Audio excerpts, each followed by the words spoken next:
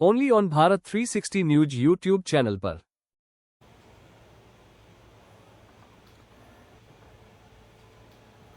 नमस्कार।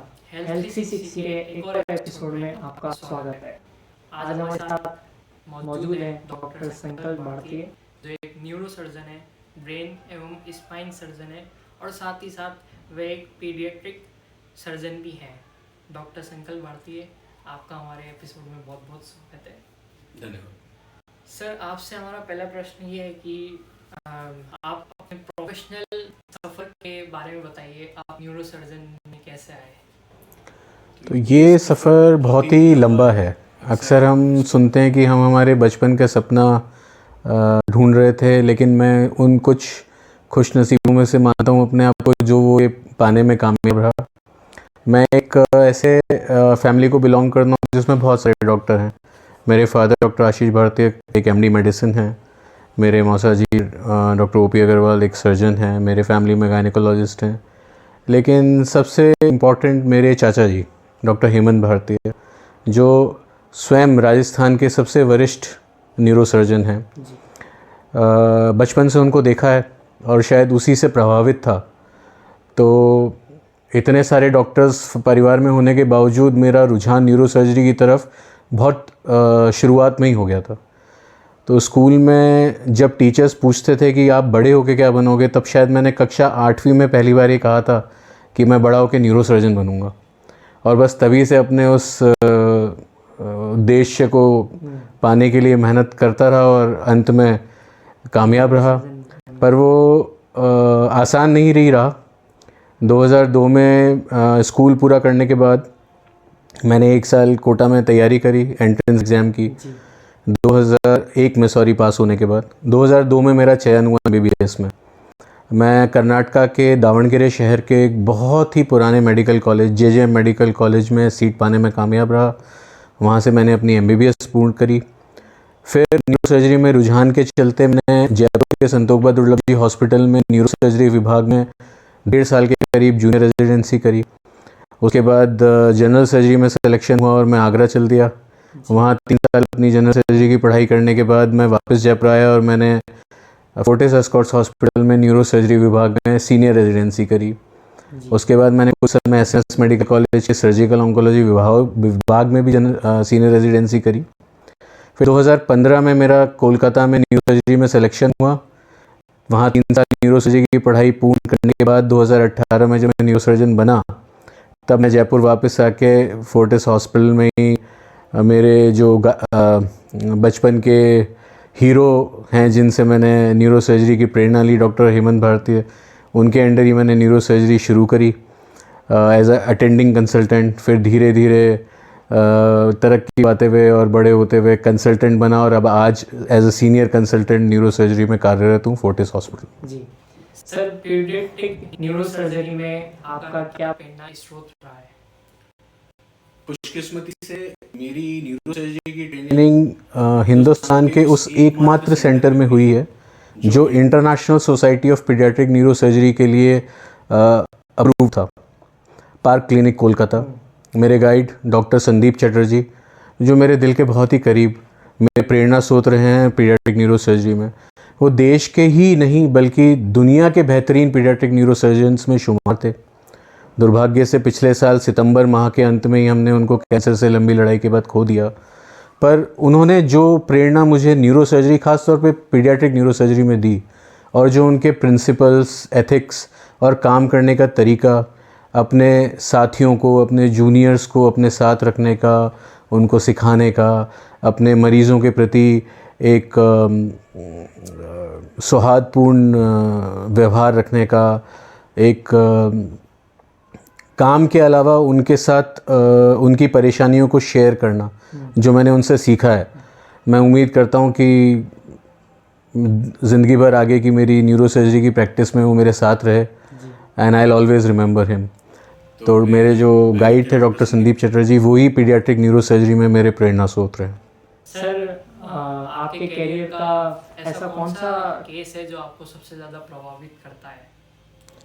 वैसे तो न्यूरो सर्जरी में हम आए दिन अक्सर इतने चुनौतीपूर्ण केस देखते हैं, क्योंकि न्यूरो सर्जरी एक ऐसी ब्रांच है जिसके अंदर इमरजेंसीज़ बहुत होती हैं और अधिकतर केसेस के अंदर कुछ मिनटों का फ़ासला ज़िंदगी और मौत के बीच का फ़ासला तय करता है।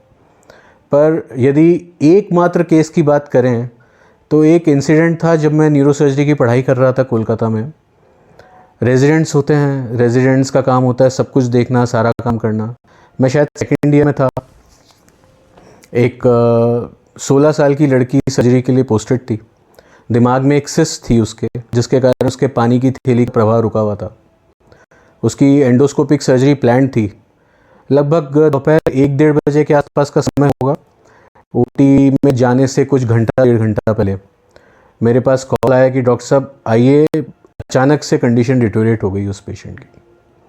मैं दौड़ता हुआ पहुंचा वार्ड के अंदर, देखा तो बच्ची बेहोश थी। हमने तुरंत उसे स्ट्रेचर पे लिया, वहीं पे उसको रेसुसिटेट किया। मैंने उसकी श्वास नली में, सांस की नली में ट्यूब डाल के उसे वेंटिलेट किया, उसे दिमाग की सूजन कम करने की दवाइयाँ दी, तुरंत सीटी स्कैन करा के और 2-5 मिनट के अंदर ही उसे ओटी में शिफ्ट किया और उसकी इमरजेंसी सर्जरी हुई, जिसके कारण उसकी जान बच गई। ये देख के मुझे अच्छा लगा। पहली बार किसी की जान इस तरह से बची थी अचानक से। लेकिन बात वहाँ ख़त्म नहीं होती। बात शुरू वहाँ से होती है कि जब कुछ दिन बाद मैं अपने वार्ड में काम कर रहा था, मेरे पास कॉल आया कि डॉक्टर संदीप चटर्जी आपको अपने चेंबर में बुला रहे हैं। अब हम उनसे बहुत डरते थे क्योंकि सिखाने और प्यार करने के साथ साथ स्ट्रिक्ट भी बहुत थे। हमें लगा ज़रूर कुछ भूल हुई होगी जिसके लिए आज डांट खानी पड़ेगी। हम डरते डरते उनके चेंबर में पहुँचे। जब अंदर देखे गए तो वहाँ देखा कि वही बच्ची जिसकी उस दिन सर्जरी से जान बची थी, वो बैठी हुई थी अपने पेरेंट्स के साथ। जैसे ही मैं चेंबर में पहुँचा तो सर ने पहले मेरी तरफ देखा, फिर मुस्कुराए, फिर मरीज़ को देखा, उसके पेरेंट्स को देखा और बोला ये वो डॉक्टर है जिसके कारण आज आपकी बच्ची ज़िंदा है। वो बात मेरे दिल में इतना घर कर गई कि वो पेशेंट उनका होते हुए भी उन्होंने मुझे उस बुला के उस पेशेंट के सामने उस चीज़ का क्रेडिट दिया और उससे मुझे ये प्रेरणा मिली कि आप काम तो अच्छा करें ही करें, लेकिन जहाँ जिसको जो चीज़ डिज़र्व करता है उसको वो डिज़र्विंग कहते हैं ना कि एप्रिसिएशन ज़रूर मिलना चाहिए।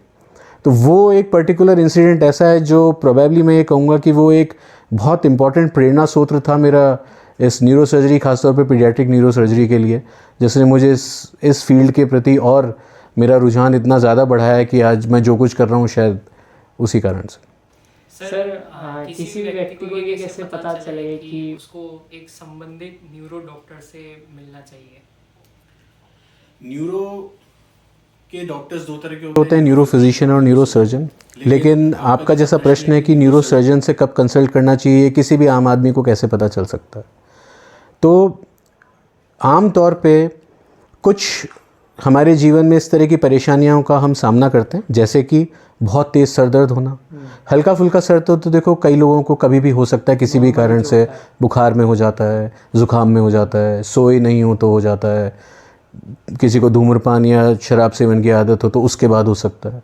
लेकिन बहुत तेज़ सर दर्द होना, ख़ास तौर पे सुबह के समय, उस सर दर्द के साथ उल्टी होना, देखने में कोई परेशानी होना, हाथ पैर में किसी तरह की कमज़ोरी का महसूस होना, कभी किसी को कोई मिर्गी का दौरा पड़ा हो, हाथ पैर में सुन्नपन रहता हो, या रीढ़ की हड्डी की कोई समस्या हो जिसके कारण गर्दन या कमर में दर्द हो, पीठ में दर्द हो, जो कि हाथ या पैर में जाता हो, हाथ पैर में झंझनाहट या सूनापन रहता हो, पैरों में या हाथों में किसी जगह आपको लगे कि मांसपेशियों में कमज़ोरी है, चलने में दिक्कत आ रही है, हाथ से चीज़ें पकड़ने में दिक्कत हो रही है, या ख़ास तौर पे मल या मूत्र यानी पेशाब और लैट्रिन की कोई समस्या आ रही हो, जैसे कि पेशाब रुक नहीं रहा हो, धीरे धीरे आ रहा हो, बार बार जाना पड़ रहा हो, कंट्रोल चलता रहा हो, ऐसी सिचुएशन में आपको ज़रूर मैं कहूँगा कि किसी न्यूरोसर्जन से कंसल्ट एक बार कर लेना चाहिए, ताकि आप अपनी बीमारी, यदि आपको कोई परेशानी है या बीमारी है तो उसका सही समय पे सही निदान हो सके। सर ब्रेन ट्यूमर और स्पाइनल कॉर्ड ट्यूमर में क्या अंतर होता है? दोनों में काफ़ी अंतर है। दोनों ही तरह के ट्यूमर या तो प्राइमरी हो सकते हैं, मतलब जो ब्रेन या स्पाइनल कॉर्ड में ही होते हों, या सेकेंडरी हो सकते हैं जो शरीर में कहीं और से फैल के गए हों।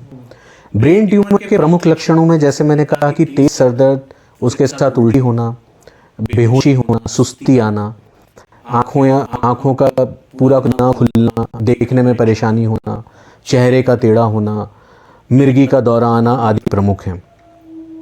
यदि स्पाइनल कॉर्ड ट्यूमर्स की बात करें तो उसके अंदर जिस हिस्से में वो ट्यूमर है, क्योंकि हमारी स्पाइनल कॉर्ड गर्दन से लेकर कूल्हे तक पूरे शरीर में होती है, पीछे रीढ़ की हड्डी में, तो जिस जगह पे गांठ हुई है उस जगह के अलग अलग सिम्टम्स होते हैं। यदि गर्दन में है तो वो आपके चारों हाथों पैरों को अफेक्ट कर सकती है, उसमें कमजोरी हो सकती है, लैट्रिन पेशाब में दिक्कत हो सकती है, दर्द हो सकता है, झंझनाहट हो सकती है, भारीपन हो सकता है।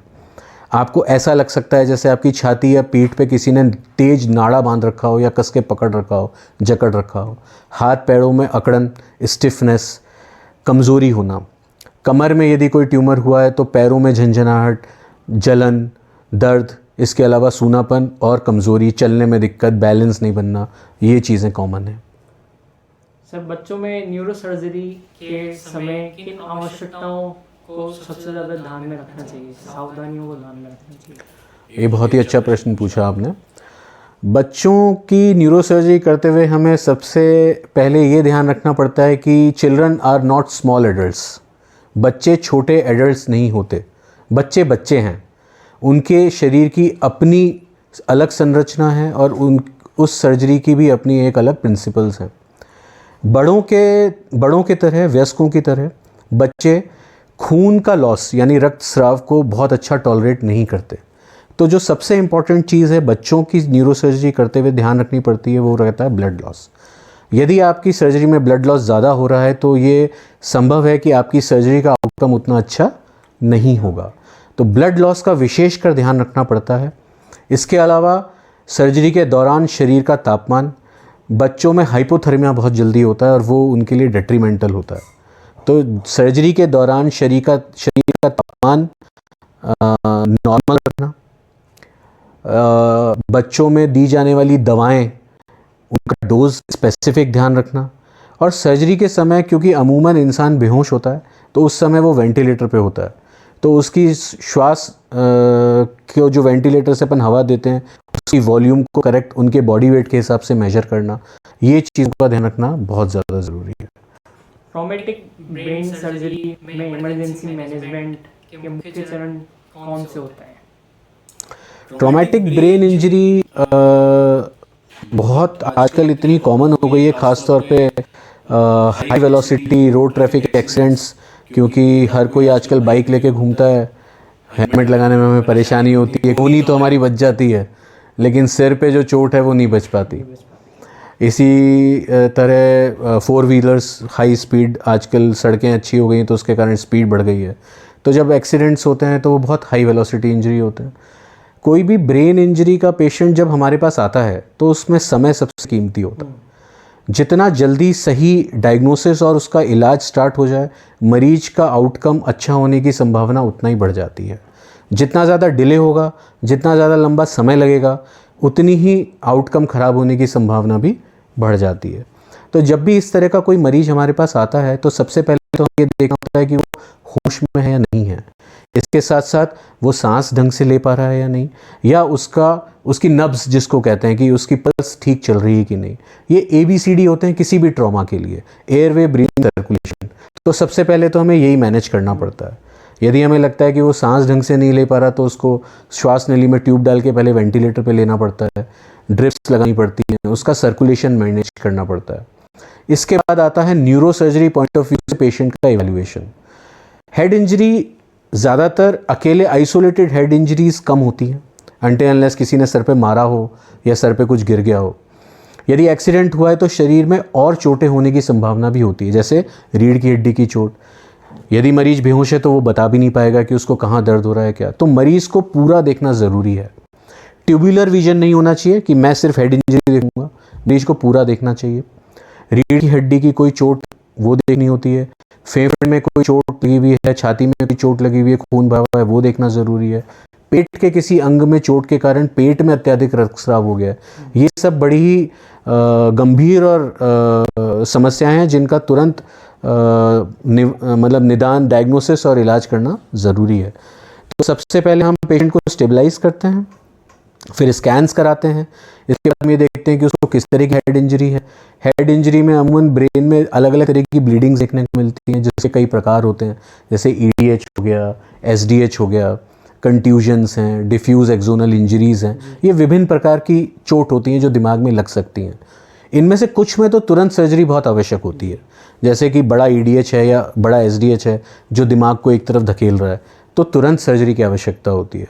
बट ज़्यादातर चोटें दवाई, सिम्प्टोमेटिक ट्रीटमेंट और ज़रूरत पड़ने पे वेंटिलेशन, इससे मैनेज हो सकती हैं। लेकिन हाँ, जहाँ सर्जरी की ज़रूरत है वहाँ तुरंत सर्जरी भी करनी पड़ती है। तो ये यूजुअल सीक्वेंस रहती है, मरीज़ को देखना, फिर उसकी जांच करना स्टेबलाइज करने के बाद, और ज़रूरत के हिसाब से इलाज करना। सर, क्या आप मिनिमली इन्वेजिव सर्जरी में नवीन तकनीकों का उपयोग करते हैं? हाँ बिल्कुल। न्यूरो सर्जरी में मिनिमल इन्वेसिव प्रोसीजर्स की लिमिटेड स्कोप है, लेकिन जहाँ पर भी है वो हम ज़रूर यूज़ करते हैं। जैसे कि कुछ प्रकार की स्पाइनल सर्जरीज़ में, डिस्क सर्जरीज़ में हम दूरबीन द्वारा एंडोस्कोपिक सर्जरीज़ करते हैं। ब्रेन में कुछ समस्याएं, जटिलताएं ऐसी होती हैं जिसका हम दूरबीन द्वारा ऑपरेशन कर सकते हैं, वहाँ पे मिनिमली इन्वेसिव तकनीक यूज़ होती है। इसके अलावा न्यूरो नेविगेशन यानी रोबोटिक न्यूरो सर्जरीज़ का भी आजकल प्रचलन है, जो कि हम यूज़ करते हैं जहाँ पे ज़रूरत हो। हालांकि आजकल लोगों के मन में क्या होता है कि हर चीज़ वो ये चाहते हैं कि सब कुछ मिनिमली इन्वेसिव हो जाए, पर ऐसा न्यूरो सर्जरी में इतनी आसानी से संभव नहीं होता। हम कई बार सोचते रहते हैं कि हम सही सलाह को भी उस समय नहीं मान पाते, केवल इस भ्रम में जीते रहते हैं कि हम इसको किसी तरह मिनिमली इन्वेसिव कर लें।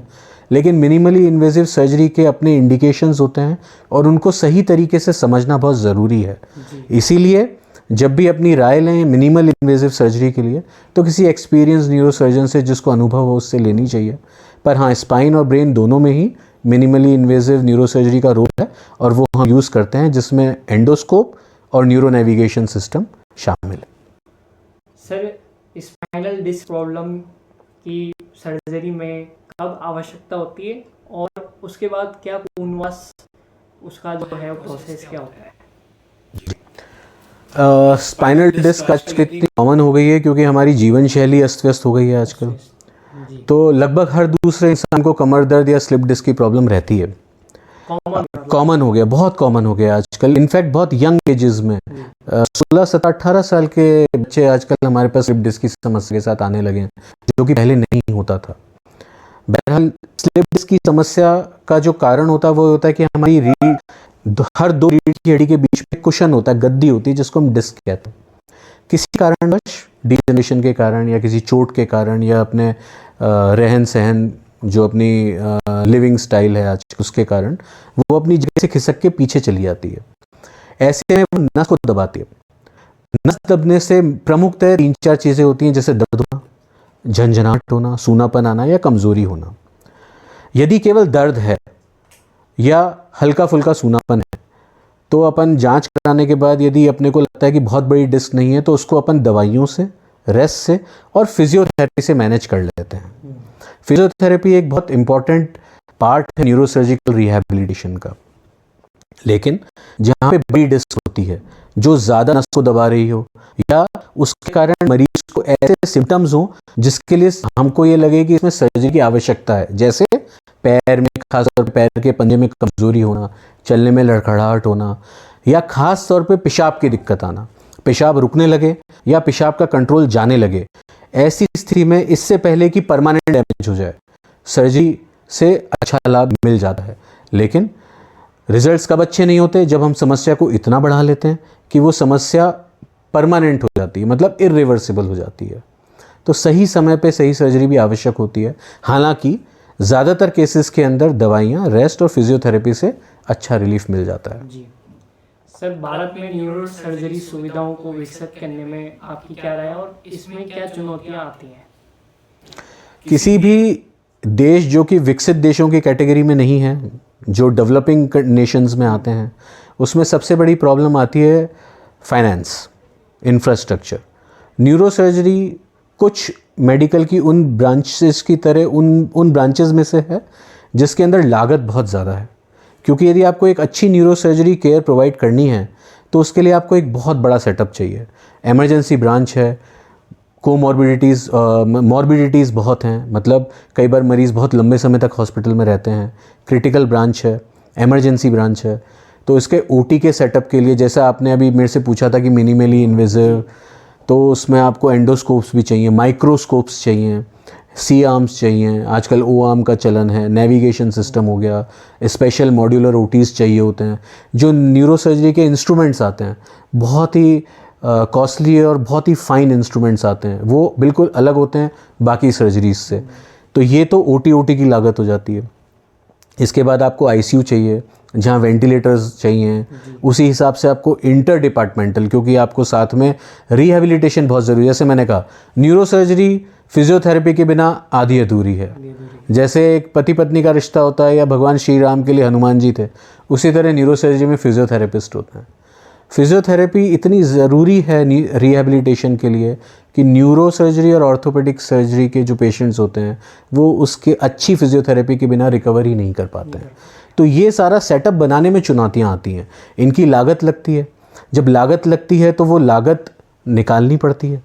तो आप वो सुविधाएं जब आप प्रोवाइड करते हैं तो उसकी कॉस्टिंग थोड़ी सी बढ़ जाती है। जब वो कॉस्टिंग बढ़ जाती है तो हमारे देश में जहाँ ज़्यादातर लोग उस चीज़ को रेडिली अफोर्ड नहीं कर पाते, और ख़ास तौर पे इस कारण से क्योंकि हेल्थ इंश्योरेंस यानी स्वास्थ्य बीमा लोगों के पास नहीं होता, तो ये चुनौतियाँ आती हैं किसी भी हमारे देश की तरह किसी भी कंट्री में न्यूरो सर्जरी को विकसित करने में। आपको एक बहुत बड़ा सेटअप चाहिए, बहुत बड़ी टीम चाहिए, फिर आपको सपोर्टिंग डॉक्टर्स और स्टाफ चाहिए, नर्सिंग स्टाफ चाहिए, केयर करने के लिए लोग चाहिए, लैब्स चाहिए, इन्वेस्टिगेशंस के लिए सीटी एमआरआई चाहिए। इन सब में लागत बहुत है। तो लागत सबसे इंपॉर्टेंट चीज़ है जो आपको प्रॉब्लम क्रिएट करती है। यदि ये चीज़ें रेडिली अवेलेबल हो जाएँ तो मेरे ख्याल से अच्छी न्यूरो सर्जरी सुविधा देना उतना मुश्किल नहीं होगा, क्योंकि हमारे देश में बहुत अच्छे और बहुत क्वालिफाइड न्यूरो सर्जन्स हैं। उससे फिर पेशेंट जो है वो भी जल्दी ठीक होने के चांसेस। बिल्कुल, यदि आपको सही चिकित्सीय मदद सही समय पे मिल जाए, जैसे मैंने बताया समय बहुत ज़रूरी होता है। अब किसी छोटे शहर में जहाँ ये चीज़ें सुविधाएं उपलब्ध नहीं हैं, अक्सर लोग वहाँ से बड़े शहर की तरफ आते हैं, उसमें बहुत महत्वपूर्ण टाइम निकल जाता है। जो सुविधा उनको वहाँ मिलने से उनकी जान बच सकती होती, वो 6-8 घंटे जो उनको बड़े शहर में आने में लगते हैं, उसमें कई बार परमानेंट डैमेज हो जाता है और इसमें कई बार जान का खतरा भी हो जाता है। पर उम्मीद है आगे के कुछ सालों में, पिछले 17 सालों में 74 सालों में धीरे धीरे बहुत प्रगति हुई है। आगे भी हम उम्मीद करते हैं कि धीरे धीरे चीज़ें सब जगह मुहैया होंगी तो शायद इतनी दिक्कत ना रहे। एक अंतिम प्रश्न है डॉक्टर सर कि न्यूरो या स्पाइन जैसे कठिन ऑपरेशन करते समय तनावपूर्ण मामलों में मानसिक संतुलन बनाए कैसे रखें और इसके लिए आप क्या क्या कर सकते हैं? एक डॉक्टर के लिए ये बड़ा मुश्किल होता है। कई बार जब आप मरीज के परिवारजनों को समझा रहे होते हैं स्ट्रेट फॉरवर्ड उनके मुंह पे, तो उनको लगता है यार बड़ा मुंहफट आदमी है ये, ऐसे कैसे बोल रहा है कि इसमें इतना जान का खतरा है, ये हो सकता है ये ठीक नहीं हो पाएंगे, या अभी के अभी सर्जरी करनी ज़रूरी है वरना अब टाइम नहीं है, ये चीज़ें। लेकिन जैसे जैसे आप अपने प्रोफेशन के अंदर आप ग्रो करते हैं, आप रियलाइज़ करते हैं कि आपको कहाँ पे किस तरह से संतुलन बनाना ज़रूरी है। डॉक्टर यदि आपसे कुछ ब्लंटली कह रहा है तो उसका मतलब ये नहीं है कि वो डॉक्टर रूड है या उसके अंदर संवेदनहीनता है, वो उसके अंदर संवेदना नहीं है। वो इसलिए कह रहा होता है कि आपको सही चीज़ पता होनी ज़रूरी है। बाकी हम लोग ऐसी ब्रांच में डील करते हैं, आपने बिल्कुल सही कहा कि हमारे चारों तरफ इस तरह के पेशेंट्स होते हैं जिनमें से कई वेंटिलेटर पे होते हैं, कई सप्ताहों महीनों से हॉस्पिटल में एडमिट होते हैं, किसी को लकवा होता है, कोई ज़िंदगी भर के लिए बेड रिडन हो गया होता है, किसी का छोटा बच्चा नवजात से लेके 1-2-3 साल के बच्चों को खराब ब्रेन ट्यूमर्स देखने को मिलते हैं। तो ये बहुत कई बार मन कचोटता है कि यार आप किस जगह पे काम कर रहे हो, आपके चारों तरफ इतना दर्द है, इतनी तकलीफ़ें हैं, लेकिन फिर एक मरीज़ ठीक होता है और उसका परिवार संभलता है और वो कह के जाता है थैंक यू। बस वो जो वर्ड्स होते हैं ना, वो आपको मोटिवेट करते हैं काम करने के लिए। बाकी जब कभी बहुत बुरा लगता है तो थोड़ा गाना सुन लेते हैं, कभी खेल लेते हैं दोस्तों के साथ, कहीं कोई खिला ले हमको तो क्रिकेट या कुछ और खेल लेते हैं। इसी तरह से मन लगा रहता है। बाकी इस समय अपने परिवार और बच्चों के साथ, माता पिता के साथ थोड़ा टाइम निकल जाता है। और सच बताएं तो बहुत ज़्यादा टाइम मिलता नहीं है, नींद ही नहीं हो पाती, काम ऐसा है, घंटों सर्जरी में लग जाते हैं, रात बेरात कॉल आती हैं, कभी इमरजेंसी के लिए चले जाते हैं, तो थोड़ा सोना पसंद करते हैं जब समय मिलता है, कुछ अच्छा खा लेते हैं और सो लेते हैं, बस इसी तरह से चलती रहती है ज़िंदगी। तो ये थे हमारे साथ डॉक्टर संकल्प भारती जो हमें बता रहे थे स्पाइन और ब्रेन न्यूरो सर्जरी के बारे में। आशा है आपको हमारा ये एपिसोड पसंद आया हो। आज के एपिसोड में इतना ही, अगला एपिसोड अगले रविवार। नमस्कार। Thank you.